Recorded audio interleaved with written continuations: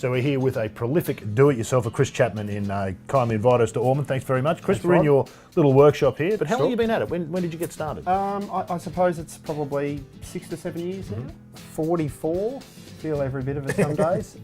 Married, 3 kids. I'm in the IT profession. Probably the catalyst to me starting to do the stuff for myself was starting a family and not having as much time to get out on the courses I'd like. So to compensate, I started to fit out this really well spaced shed, I suppose, with the gear, and I'd experiment, and over a period of time I suppose I built up some skills and people come around and I'd fit their clubs for them. I'll get you to show us some of the basic stuff you've got around here, Chris, and maybe what you'd recommend for a beginner. And I think most people probably want to maybe change their own grips, maybe change some shafts. Absolutely. What do you need? How much do you need to invest? So I didn't go and spend thousands of dollars on the gear straight up. I sort of built it up over a period of time, as you said. And I think some base gear that you'd want is to get yourself a small collection of ferrules, I suppose, and some grips. So this machine in particular is manufactured in Melbourne. This is a loft and lie machine, It is. Right? This one is certainly more accurate. People get very, very particular about the lie and loft of their clubs, particularly the lie. So I adjusted a set of left-handers. That's actually pretty important, isn't it? The lie angle of the clubs is fairly important to how you actually play the game. I think people really underestimate it. I think getting a lie board and marking up your clubs and actually seeing what the club is doing when it's hitting the ground is super important, and I think people probably get a little despondent with their equipment when it can probably really change their game by just having a look at what the lie angles look like. So this is a CPM machine, Rod, and basically this tests the stiffness of a shaft. So the higher the CPM count, the more stiff the shaft. Right. So this is showing 298, which would be an extremely stiff shaft.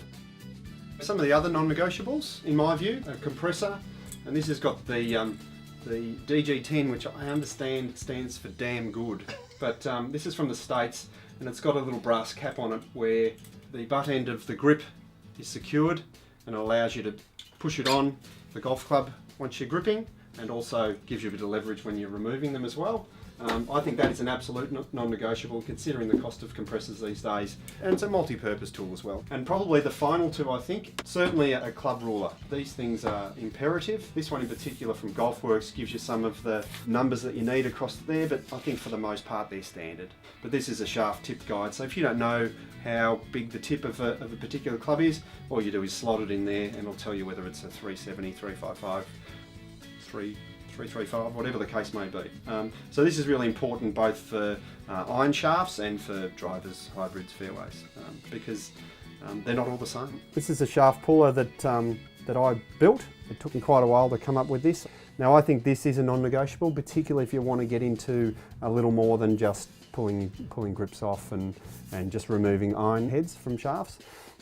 The secret to pulling off the head of a driver with a graphite shaft in it, or a fairway wood, or a hybrid for that matter, is that it needs to be pulled in line. So that the idea of the bottle jack with the shaft guide on it allows the club to come up, and there's a little guide here that can fit a 335 tip shaft or a 350 tip shaft. The head does come up in line, so basically you just pump the jack, the guide clamps onto the hosel of the driver. Now I haven't heated this one up, but fundamentally, once it gets heated up using the heat gun around the hosel and around the face of the club to free up and loosen the epoxy, you'll go bang and it'll come off in about a minute. I'm the sort of person who'd like to have a go at something, I think within reason, to see if I can do it. I think I know my limits, and as I get older I know my limits a little more than I think. Usually I'm out here one night a week, and then if I have some things that need to be done for clients who want to play on the weekend or something, then I'll make time available to fit clubs and pull shafts and do whatever the case. And does this, you obviously enjoy it, I this do, in some ways, not replace golf, but this is a hobby you can pursue at night time. When you've got 3 kids and working, golf's not always easy to get out and play. And you're spot on. It certainly doesn't replace golf, but it's a better alternative than nothing at all.